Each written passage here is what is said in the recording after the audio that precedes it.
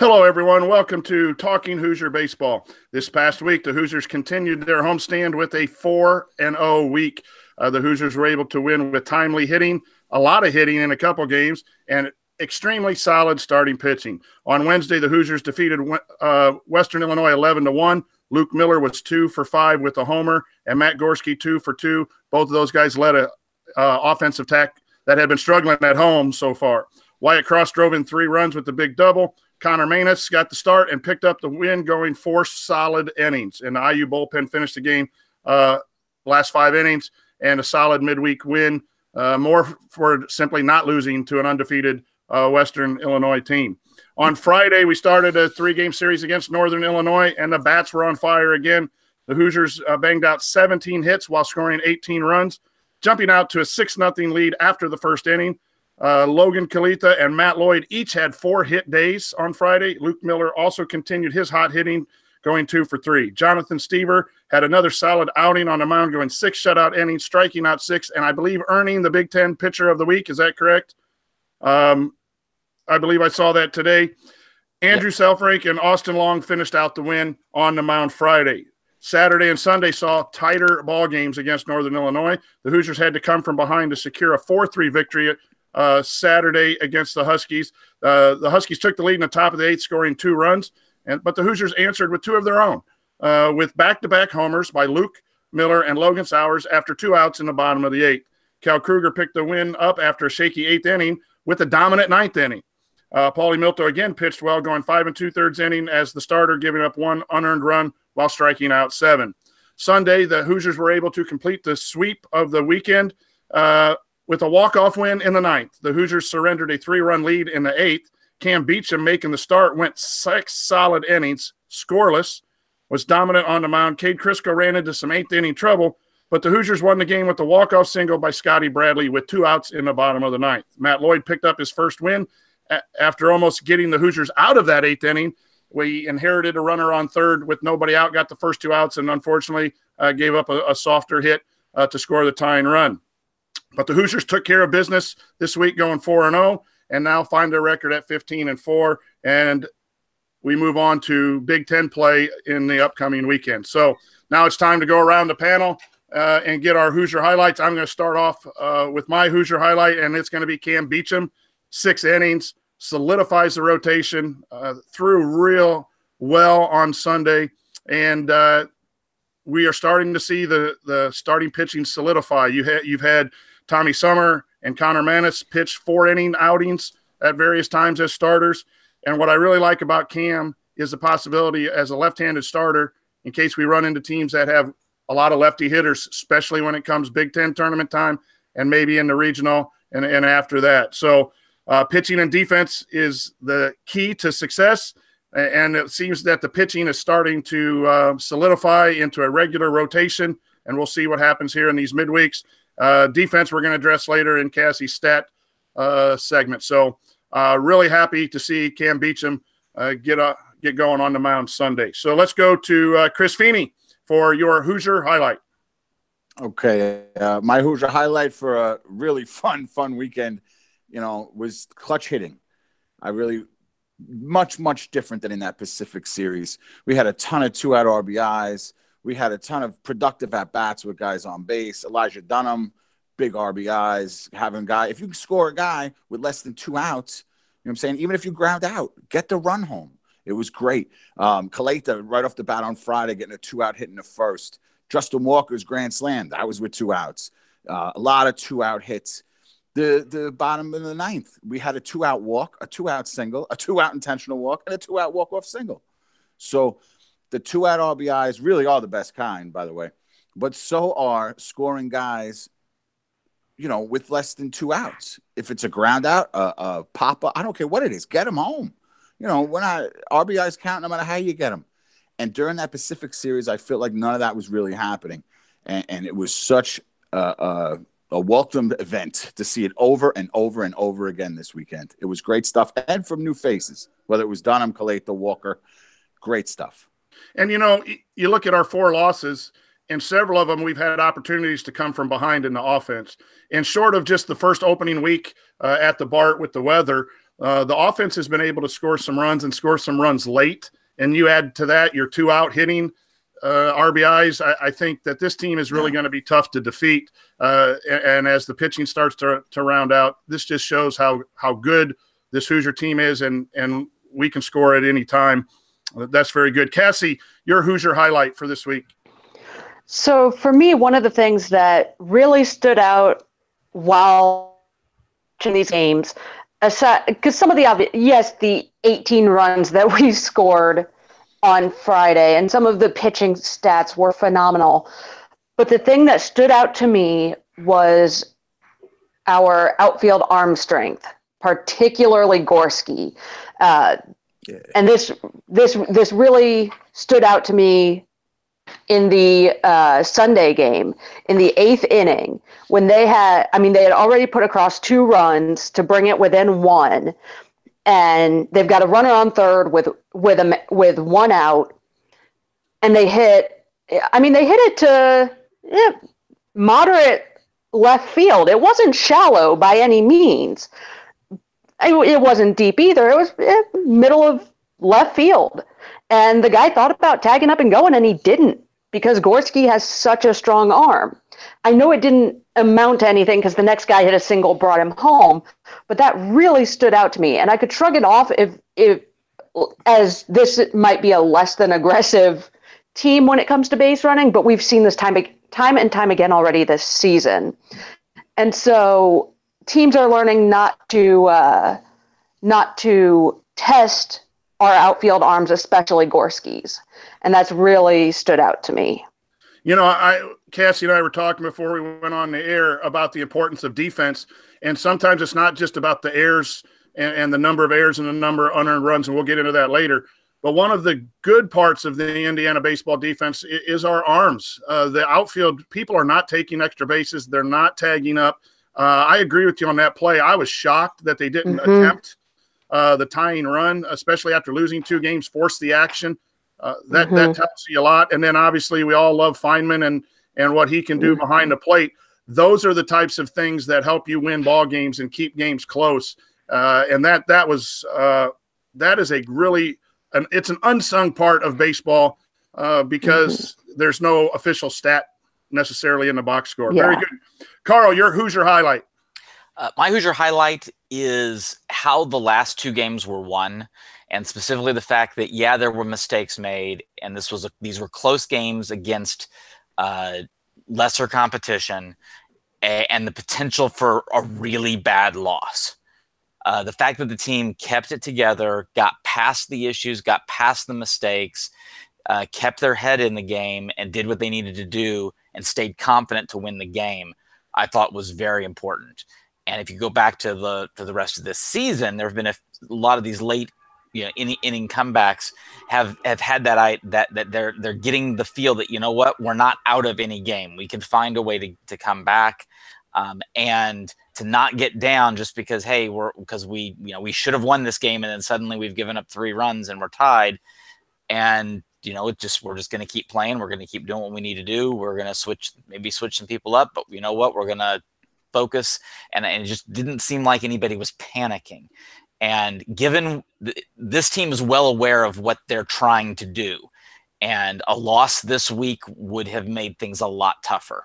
So the fact that they didn't get frazzled and they just went out and executed and got the wins, I think it shows it gives confidence in me as a fan that we may see a lot more of that, and against very good competition going forward.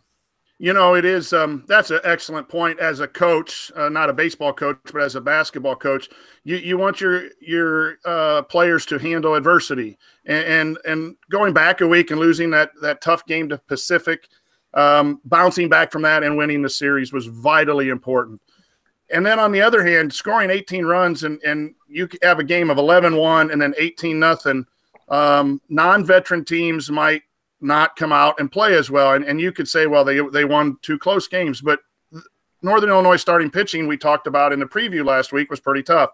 So I think they handled adversity not adversity, but mental situations from game to game well. And within games, it seems like this team is focused. You use the word focus. I think that's really good. Josh, your Hoosier highlight.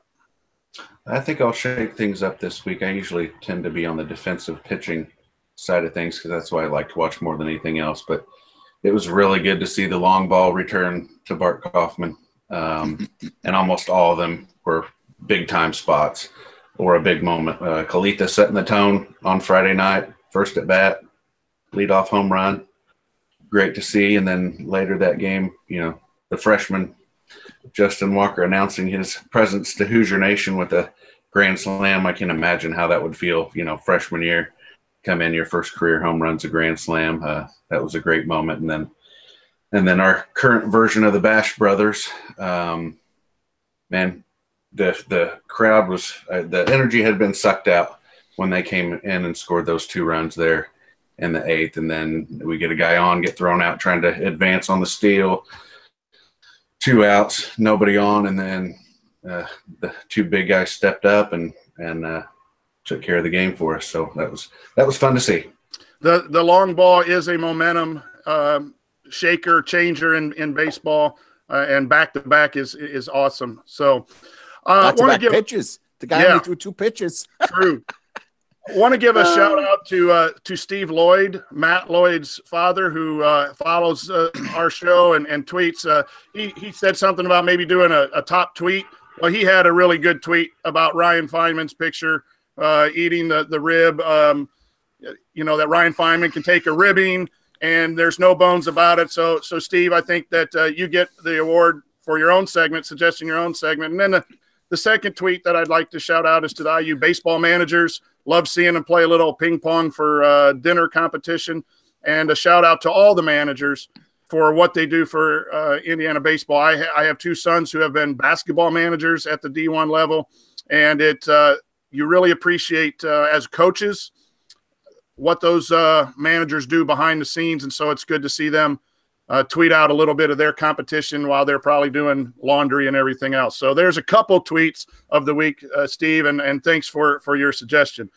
But now we come to the Limo hats. And before we turn it over to Chris, I have a little bit of intro music for all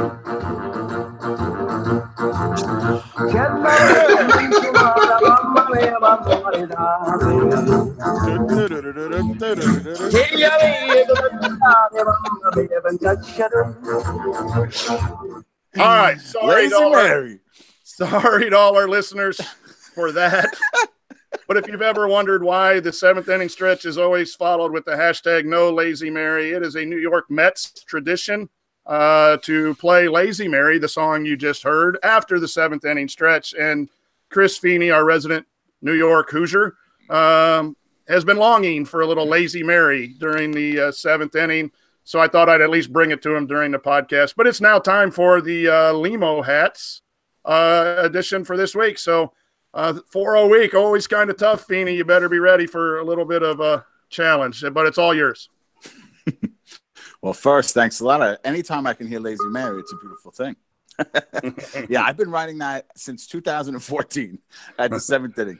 No Lazy Mary, no Lazy. One day I have faith. One day we're going to get it. And then who knows? People love it, and then it could just stay. So we'll see about that, I guess.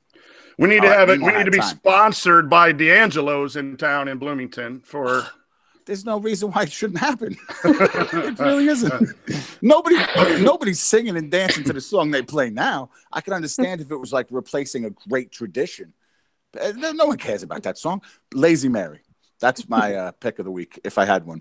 But for the Limo hats, again, another hard week to figure this stuff out because we're playing really well. So for those who don't know, we have an Offensive Player of the Week Limo hat, and that will lead to the Alex Dickerson Award. We have a Defensive Player of the Week Limo hat that will lead to the Tony Butler Award, and then a Pitcher of the Week Limo hat that leads to the Joey Donato Award.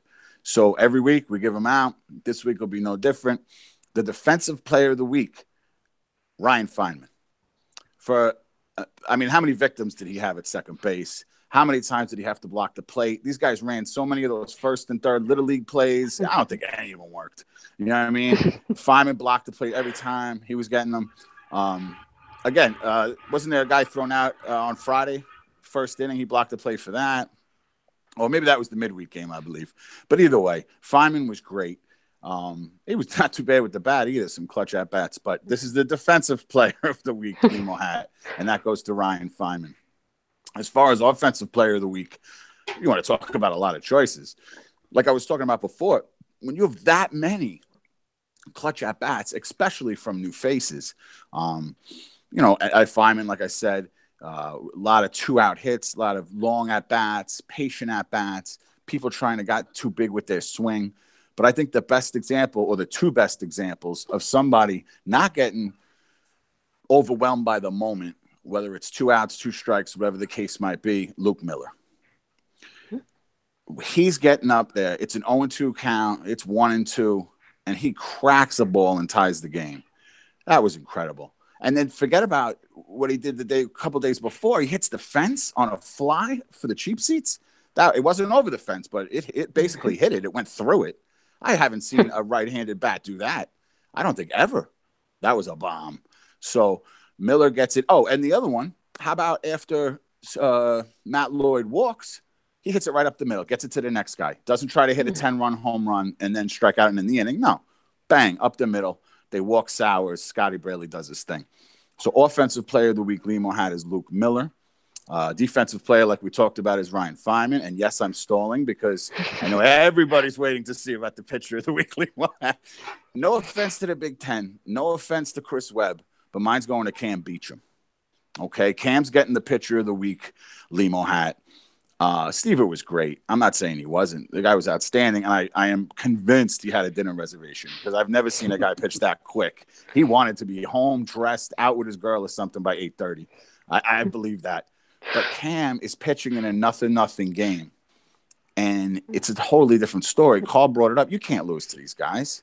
Like, you might not want to say, yeah, like before the series starts, you don't want to say we really can't lose to this, but we can. We got to beat them. And we're not scoring any runs inning after inning. And Cam is just throwing 0 after 0 after 0.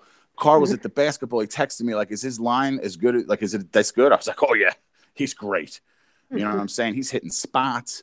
I don't believe he walked anybody. He might have hit a guy, right? No, one hit by pitch. One hit by pitch. He was amazing to watch.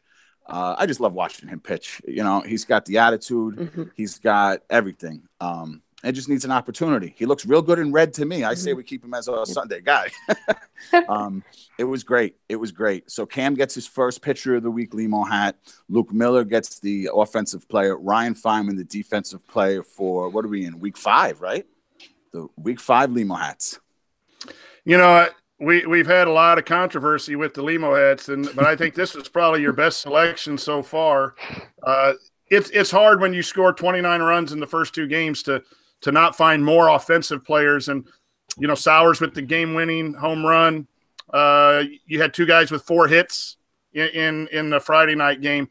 I'll throw it out to anyone who wants to throw out a cheese hat recipient. Go ahead, take the floor if you have a honorable mention, Limo. Cassie, Josh, anybody? I've got one, but I'll wait. You guys go through it. All right, go ahead, Cassie. Do you have an honorable mention? Yeah, I'm going to go with it. It wasn't the prettiest performance ever, but I'm going to go Matty Lloyd for his pitching performance yesterday because he came in almost cold. He had a little bit of time after his at-bat to get down to the bullpen, throw a few pitches, run back out to first base, and then immediately come in when all of a sudden the game seems to be imploding with a double, a triple. And yes, he did let the run score, but that's coming into an almost impossible situation with a runner on third and no outs. And he almost got out of it. He threw a lot more pitches than he normally does, but again, he had almost no bullpen time. So I'm giving him credit for this one. You know, Cassie, I like that a lot. And we could also go to Cal Kruger, who had a tough 8th inning and came back and mowed him down in the 9th. Cal has 5 wins and no lads. So, yeah. So there's a little bit of toughness there, and what we talked about earlier about handling adversity. You know, Lloyd could have been frustrated getting 2 outs and then giving up a hit to tie the game, but once we got the lead, he just came out as a bulldog and finished the game. Kel Kruger, the game before, could have been disappointed about giving up 2 runs, one of which was unearned. Nope, we took the lead on the back-to-backers, comes in and shuts it down. And that's a sign of real tough-minded pitchers. And going back to Feeney with Beecham, tough-minded, 0-0 every inning, no room for error, pounding. You know, this is what. Yes, we're playing teams that we should beat, but there's games within the game, and it's how you play that really matters. And I, not that we're experts by any means, we watch a lot, but you see those little things from the defensive arms to the toughness coming back from certain situations to the 0-2 hitting. Those are things that mark a good baseball club. Carl, honorable mention, Limo Hat. I'm going to give a little odd one just because of the situation that the team is in, and that's Wyatt Cross, because he was, I mean, obviously he got on base a ton in the game that they scored a lot in. He walked a lot. He got a hit, a big hit with RBIs. But just the fact that that he's getting the trust from the coach to be able to play a lot and give Ryan Feynman a chance to take a break, which is going to be so critical for this team come May and June, that Feynman is not beat up by the catching position over the course of the season. So having someone that you can go to that can make an impact and make a positive impact and keep Ryan be able in good shape for the rest of the season, I think is something I was very glad to see. And we've talked a lot about the depth of this ball club, and we're still trying to figure out a little bit about second base, but depth is very good. Scotty Bradley comes in. Josh, who's your honorable mention? Cheese Hat, Limo Hat. Okay, so to set the stage, Saturday, I was standing up on the rail on the right field line above the visiting bullpen, and there's a fly ball into the corner, and the guy comes over and makes what looks like a catch to the umpire. No one else in the ballpark thought that at all. Everybody was going nuts, and I'm usually one to complain or get on an umpire. I have no problem voicing my opinion on that stuff, but I just hear this guy going nuts, irate, and I turn to my left and see this guy with his purple face, and I'm hoping he's not going to stroke out. But he kept it very family friendly. And so this is against my better judgment, but I'm going to give my cheese hat to Mr. New York and the mayor for not letting him fly when my kid was 2 feet away. I hate to encourage it, but he did a good job to control it. Because like I said, everybody was going nuts. It was horrible. That was the worst call I'd ever seen. That's my cheese hat. All right, I got a cheese hat. I hate to feed the monster. Man. I didn't curse. You don't curse. You did good. You did good.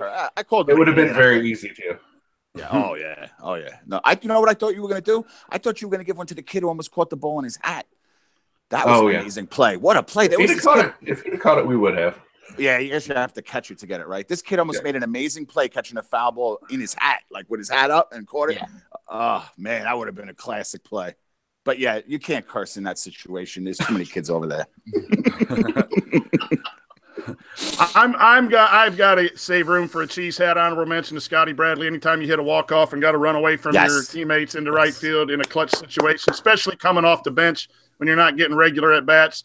Again, the depth of this team is impressive. The readiness for people to come in and to pick up players when someone has an off day is amazing, and it's fun to watch, and we hope that it continues. So we're going to send it over to Carl for a little RPI talk about what this week has meant for Indiana's RPI numbers. Yes. All right. Well, we're looking at if you're looking at the real-time RPI, it looks pretty darn ugly this past week. Our opponents for the year had just a bad week for the most part, especially the midweek. So we did know it was going to be rough for real-time RPI coming in due to the fact that the 5 scheduled games over the week were against the worst 2 teams on the schedule. And when you're this early in the season, that accounts for actually, I think, a quarter of the entire RPI, the entire opponent's schedule up to this point. So we knew it was going to look pretty bad. A few things happened. One, IU won 4 games, so 4 games were won, and the 5th game was not played. So those things, the fact that the fifth game was not played and that the wins happened actually was kind of a wash with the fact that our opponents had such a bad week. So overall, the picture that I have for the year actually hasn't changed much. It's all about a wash. Now, I know if some people are looking at that real-time strength of schedule and they're like, ooh, keep in mind 20% of that right now is exclusively Northern and Western Illinois. And they are not only are they generally lower tier teams that don't win a lot of games, they do really bad at the beginning of the season because that's when they challenge themselves with playing teams like Indiana. They get their wins in their conference schedule. And in fact, Western finally got their first win when they got into conference. And these two teams last year were actually doing worse at this point of the year, and they went on to combined win 30 games. So I think they're not going to be a great help, but the next portion of their schedule will be a big help. Also keep in mind that San Diego has been struggling a bit of late. They're now 10-10. And they're in a struggle, but they're getting ready to get into their conference season, and no one is really doubting that they're going to do well in the WCC. So that's another team that we played 4 times. So that's another. Right now, it's 20% of our current strength of schedule is 10-10, and that's going to turn out to be a lot better. And then then it's really comes down to what's going to be going on in the Big Ten. And that is a big question mark because Indiana has been as predicted. Indiana's looking like the class of the Big Ten. Penn State, as predicted, is looking like the back end of the Big Ten. The rest of it has been a surprise all over the place. Minnesota beat TCU over the weekend. That was one exception to the lack of performance among Big Ten teams and among our opponents. But there have been some other Big Ten teams that have done well. Purdue got off to a great start. I guess I'm going to get fined again. Sorry. But they've been, but they've been doing horrible over the last 2 weeks. I think they haven't won a game in 2 weeks now. So it's like, where are they? Or which is that team from the North? Which one are they? And we're going to find out before too long. But that's one example. Illinois has been massively on the rise. Last year they were expected to be decent and weren't. This year, based on last year, they didn't think they were going to be all that great, and they've been quite good. Ohio State's been quite good. Rutgers has been quite good. Yeah. So there's a lot of things that are way, way up in the air. And in fact, I reran the strength of schedule numbers, and they were completely different than what I did based on 2017. And to be honest, I'm not at all confident in them because I just don't know what's going to happen once these teams all start playing each other. So it's one of those we really just don't know, and it's going to be very interesting going forward. And I'll be keeping the numbers, but I'm not as confident in overall predictions right now, just because there's a lot of confusion out there, and it'll be interesting to see how it goes. And the key thing is to keep winning our ball games and control what we can control, and then root like crazy for the RPI to turn in our direction. So thank you, Carl, for that. We're going to head over to Cassie now, and for some stats of the week. Cassie.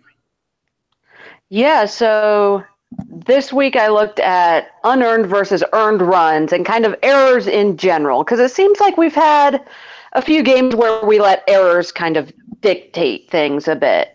And so on the season, the Hoosiers have given up 50 earned runs and 12 unearned runs I have 24 errors.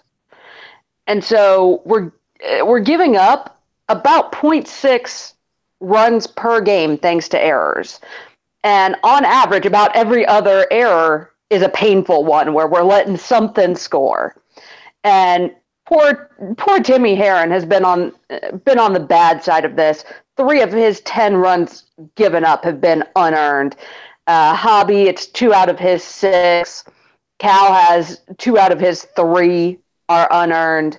Cam has 1 of each, so 50%. Stever has also got a pair of unearned runs, but it's a smaller proportion. It's only about 13% of his. So we're giving up some runs thanks to errors. And to put this in perspective, IU has had 7 one-run games, 2 of them being losses, and 2 two-run games. So almost half of the games so far have been within 2 runs.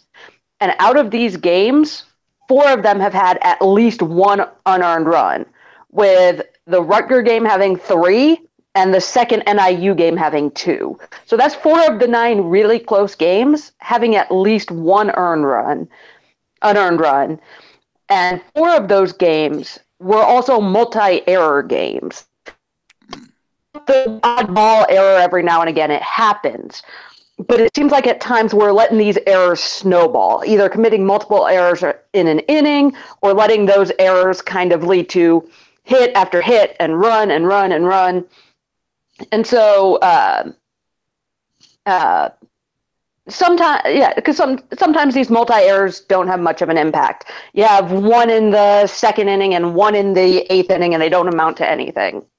That happened in the Rutger game. There was 1 multi-error inning that didn't amount to anything because the guy got caught at second base. So things like that happen. But for example, the 8th inning of the last San Diego game, the Hoosiers committed consecutive errors in that 8th inning, and it seemed to get a little out of hand after that with a couple of hits and a fielder's choice, and things just kind of kept going. Luckily, they were up 8-2 at that point, but we've seen these snowball from time to time. So while these errors and unearned runs may not have impact on all of these close games, it is something to watch. If we're giving up pretty darn close to 1 unearned run a game, that's something to watch.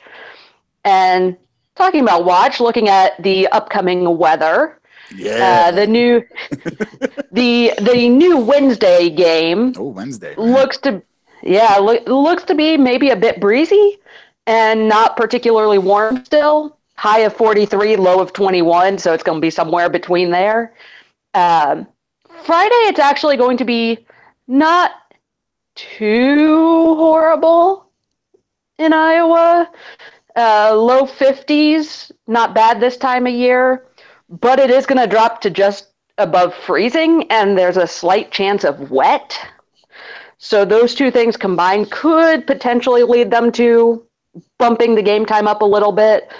But it's also, remember, it's in Central Time Zone, so I'm happy. I get to get home from work pretty much before it starts as of now, which makes me very happy. And then Saturday and Sunday, if anyone is making the trip to Iowa, you probably better bring a poncho because it's going to be wet. It's looking like rain but not storms on Saturday with some 20-plus mile-an-hour winds. Sunday, it's looking to be cloudy, and temps are going to be in the low to mid-40s all weekend. So it's not going to be probably the prettiest baseball because it's going to be cold and wet, and that never leads to error-free ball. Well, Cassie, that's been a big thing for me so far. If there were one situation that I'm concerned with, it's the defensive play overall, and 0.6 runs per game. And like you said, coming in close games matters. And the other thing, too, is that errors, whether they score or not, add up to pitch counts. And then bullpen, and when you're in a weekend, multiple runners. And it's also been sometimes the plays that haven't been made that maybe were not classified as an error. The positive of our defense, as mentioned earlier, are our arms from behind the plate in the outfield. But we've got to shore that up to give our pitchers the best chance to compete on a night in and night in basis. But that's been a concern to me is the overall defense at this point needs to be a little better. So appreciate that. Josh, we send it to you for the story of the week.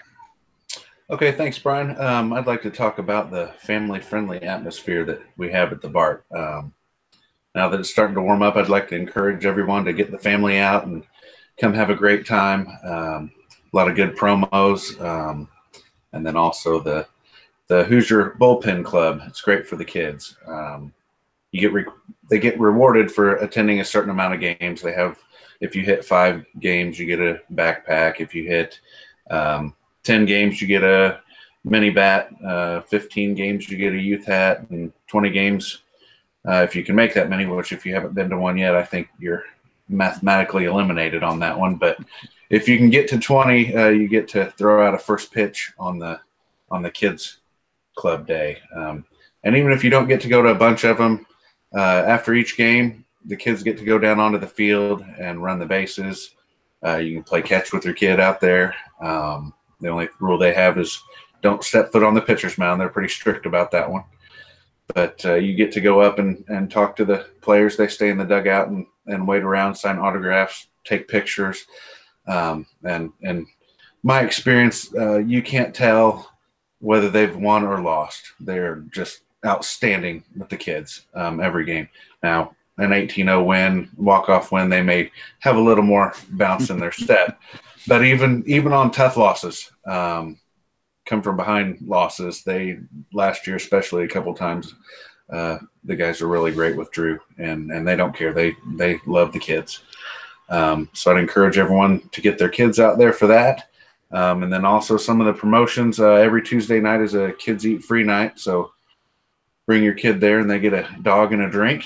And then a couple of Drew's favorite promos on Saturday, March 31st. They have an Easter egg hunt after the game. They put eggs down on the field, and you can go take the kids out there, and they'll provide a bag if you don't bring your basket, and they can go get those. And then also probably the best night of the year, April 14th this year, is firework night. It's fun to see fireworks after the game at the Bart. And then my favorite is throwback night, and this year that's on April 18th. The umpires have the old school uniforms on. Both teams have old school uniforms. And then they also have an organist there, which I kind of like that. I'm not a huge rap guy, so I know some people don't like not having their walk-up music, and I think last year they did play the walk-up music and just the organ between. But I enjoy the throwback. And then Nancy's favorite day every year is senior day, and this year that's May 19th, the last home game. Get to go out and watch the seniors ceremony and thank them for what they've given to us as fans. And you can go to iuhoosiers.com and click on the promo to get the dates. There are other dates or other promos that they have going on, but I just like to encourage everyone, especially now that it's warming up, to get everybody out to the bar. It's a great time. They could use your support. Thanks, Josh. One of the best things is the family-friendly atmosphere at the Bart. It's a great place to watch a game. There are areas for kids to go and run around, and then seeing the pictures of you and Drew and on the field afterwards. I think I'm going to be Drew's uncle, so I can get on the field and play catch one of these days. You've got Uncle Balk. Okay, yeah. You've got Uncle Balk to compete with, or you can just be Uncle Captain. So Captain Uncle Balk. Come on down. I'm going to go down on the field, but it's just one of the things that Indiana baseball and IU athletics does really well, and I'm sure they do it with a lot of sports in the Bloomington area that a lot of people don't hear about. But it's nice to have the players to stick around and take pictures, and you've seen several of them on our Instagram and Twitter feeds of the post-game stuff. Just fantastic. Well, this week we have a midweek game. It's been moved to Wednesday against Wright State, and we also have our first Big Ten excursion on the road to Iowa. Chris Feeney, tell us a little bit about these upcoming games. All right, we got Wright State. They're the Raiders. They're out of the Horizon League. They're 11-7, but they're just 5-6 on the road. So last year they were 38-21. They were 21-9 in conference, which gave them second in the Horizon. And the coaches actually voted them to finish first this year in their conference. So this team, this team's all right. And they have one real big hitter I was looking at, Gabe Snyder, number 30. This is a big boy, 6'5", 250, first baseman, senior. He's hitting .306. He's got about 17 RBIs. He's out of Millersburg, Ohio. This guy's a big fella. He's going to be looking to hit the ball out, hopefully, not at the Bart, you know what I mean? He had 10 home runs 2 years ago, 13 home runs last year. Just has the 2 so far this year. But, I mean, I'm sure when the weather warms up, balls get out a little quicker wherever he's playing. They also have number 40, Peyton Burdick. He's hitting 351, 16 RBIs, 11 walks, 4 steals. Reminds me of number 11 a little bit, looking at his numbers. So I guess that's their leadoff, do everything type of guy. He's a sophomore out of Batavia, Ohio. I'm not sure where that is, but hopefully we don't see him do too much on Wednesday. Let's see. Their last midweek game, I found this pretty interesting. Their last midweek game was against Cincinnati, and they faced the same pitcher we did, and they knocked him out in the second inning, getting 8 runs off of him. And this guy owned us. So they got some bats. They definitely have some bats. The good situational hitting. Obviously, you're going to jump all over that starter. Coleman, I believe his name was. He really pitched well. Kept the ball down on us, threw a heavy ball. We couldn't do really anything off of him. And they knocked him out in the second inning to win that game. They score a lot of runs. They've played 18 games. In 9 of them, they've scored 7 runs or more. So this is a high-scoring team. And couldn't do too much with the alumni, but I did find ex-Met pitcher, ex-Angels pitcher. He's currently on the Astros. He pitches a little similar to BJ, Joe Smith, if anybody knows him. He's a Wright State grad. I was at a Met-Yankee game, and he got a huge strikeout of A-Rod one day. So I'm a big Joe Smith fan. Maybe he'll he won't be there. He's going to be working at spring training. He's not going to be at the Bart. But Joe Smith is a Wright State Raider. That's pretty much it for alumni for them. I could just jump right over to the Big Ten opening series for Iowa. We're playing at Dwayne Banks Field. A lot of people who might have attended the Big Ten tournament last year at the Bart, they know a little bit about Iowa, I'm sure. Rick Heller coach team, great defense. Play smart. They're not going to choke away a game or anything. You know what I mean? These are going to be close games. They're going to be tight. D1 in the beginning of the year had them picked 5th in the conference, but Carl touched on it. This conference isn't playing out the way that we thought. So, they're 11-6. They're undefeated at home. So this is they've only played 4 games, but they are 4-0. We're going to have to knock, put a 1, 2, or a 3 there, get rid of that 0. They've played let's see, Evansville. They just swept Evansville on the road. It was a road sweep. And then they played the last game. Oh, excuse me. They have 2 midweeks coming up this week where we only have 1. They have 2. So that's something to look at. They're going to play St. Louis and Loras College.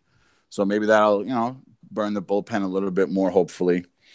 Their big prospect is Robert Newstrom. He's actually he's an outfielder, number 44. He's supposed to be the top MLB draft prospect in the conference, from what D1 was saying. He's hitting 359, slugging 547. Got 3 home runs, 16 runs scored. Sounds like a real 5-tool guy. Great defense, great arm, the whole thing. He's got 35 total bases already. Another guy I look for is Kyle Crowell, number 23. He's a sophomore infielder. He's got 3 bombs, 14 RBIs, 16 runs scored, 31 total bases. So these guys can score. Let's see. Their best pitcher looks like number 24, Nick Algier. Looks like he was a bullpen guy 2 years ago. Then he had Tommy John, and now he's their, stud pitcher. He's 2-1 with a 1.76 ERA. He's got 28 Ks already. He's a lefty. Sounds like he's a big strikeout guy. He's going to be a challenge. They're obviously not the same team that we saw in the tournament. They're minus 1 big bat that we remember seeing hitting bombs out of the Bart. Jake Adams, the Astros drafted him. He was fun to watch, I got to say. That whole thing was a really good time watching them play. Hopefully they don't do as well this weekend as they did at the Bart. Let's see, what else we got? They've had 3 different games where they've thrown 3 wild pitches. So that's something to look for. If we got a guy on third base or any base, really, for whatever reason, they're throwing a lot of wild pitches.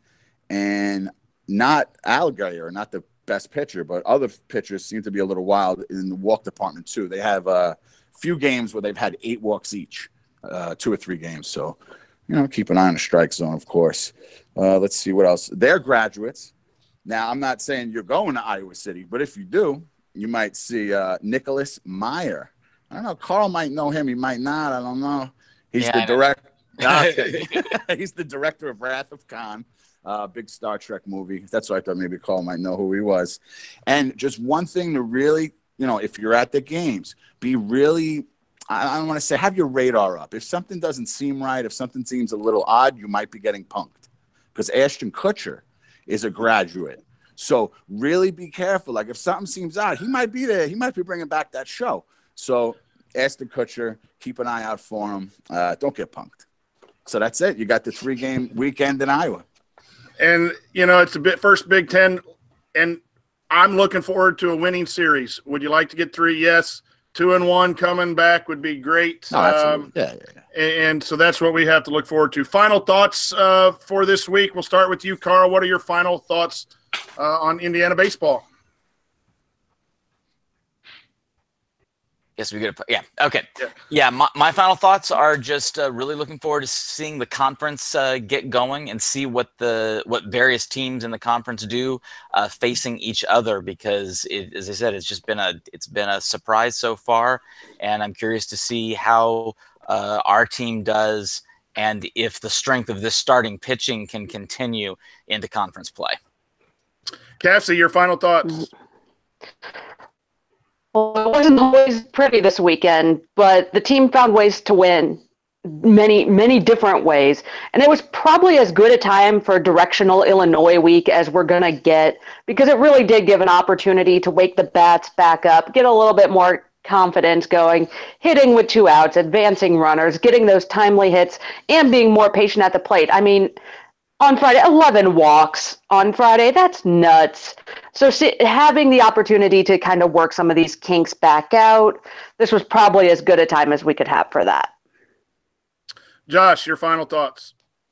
I think the non-conferences prepared them to be ready to enter conference play, especially like what Cassie just said, the timing. We got the bats heated back up a little bit. Beecham being able to go out there and get his first start of the year. And then, in the past, Manus and Summer, probably should be lined up pretty well for the midweek stuff. So I think we've got the rotation figured out. We're a matured season team. Sunday was the 8th win that we've had this season when we've been tied or behind after the 7th inning. So nothing's gonna get them down. I mean, that's more than half the wins. Yeah, and we saw 15 wins. Yeah, we saw this weekend. Yeah, eight. Sunday was the 8th win, tied or trailing after 7. So yeah, I think we're ready, and the non-conference prepared us. And I'd like to wish everyone making the road trip over to Iowa City safe travels, because we talked to quite a few people that were going to be doing that. So I'm ready to go, get this conference underway. Very good. Mr. Feeney, your final thoughts? Definitely looking forward, Big Ten. It's not easy. No, nothing is guaranteed. You're talking about let's just, win the series. I never really think road sweep. It's not easy. Every Big Ten game is hard. It's different. It's conference. We know each other. Maybe we didn't play them last year, but we played them through the years. These coaches aren't new. We know the systems. These are going to be hard games. I'm really looking forward to the conference games. I think it's kind of good we're starting off on the road. Let these guys bond. When they go on road trips, it's totally different. Let them bond. I know Roger probably has to do a little more work when they're on the road, but I'm sure he looks forward to that too. And wish the guys, like Josh said, safe travel, the whole thing. Come back with 2 W's, man. Win the series on the road. That'd be great to see.